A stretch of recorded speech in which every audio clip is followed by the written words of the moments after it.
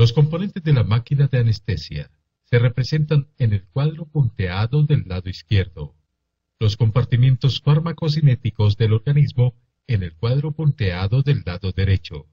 La curva de la concentración en el tiempo en el circuito. El alvéolo y los tejidos se representa arriba y a la derecha. La línea punteada de la curva y la línea punteada del compartimiento cerebral representan el CAN95.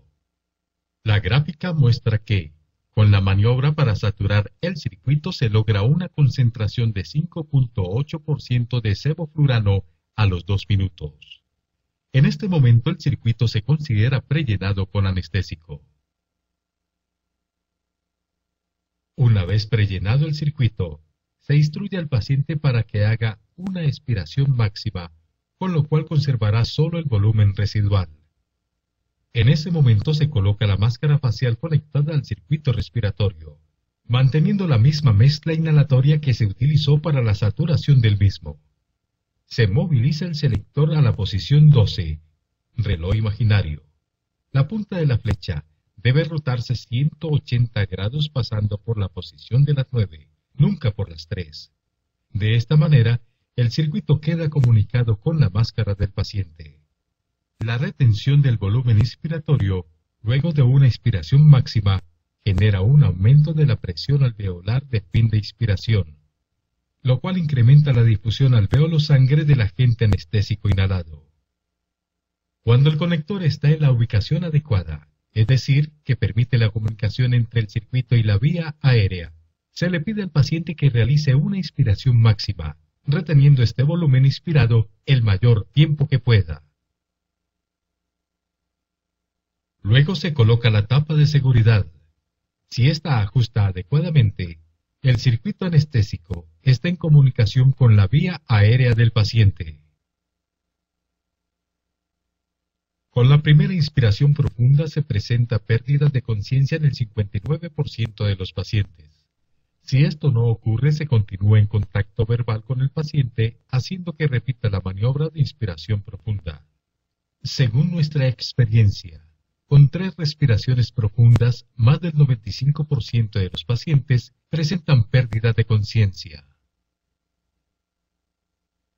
Los cambios en la concentración de sevoflurano en el circuito y compartimientos corporales, principalmente en el cerebro, al finalizar la inducción con capacidad vital retenida a los 3 minutos. Con este tipo de inducción, evidencian que el paciente se encuentra en un plano anestésico adecuado y puede realizarse la permeabilización de la vía aérea con máscara laríngea o tubo endotraqueal.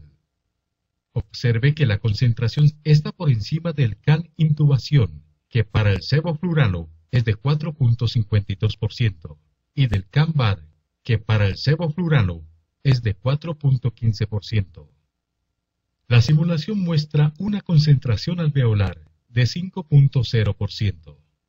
Continuando la ventilación con esta concentración, al cabo de 3 a 5 minutos, el paciente estará en un plano anestésico adecuado, con una relajación de la musculatura bucofaríngea y laríngea que permite manipular la vía aérea, inclusive para realizar la intubación endotraqueal, sin la necesidad de relajantes neuromusculares.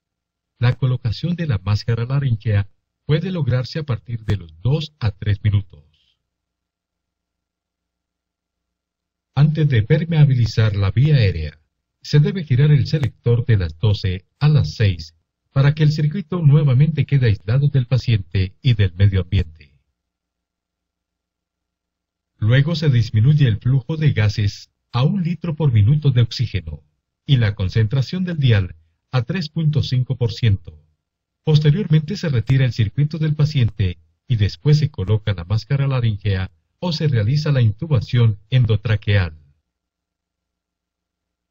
Luego de permeabilizar la vía aérea, se retira la sección de preoxigenación del conector, se conecta el circuito con el conector al paciente y se gira nuevamente el selector de las 6 a las 12. Finalmente, se coloca la tapa de seguridad.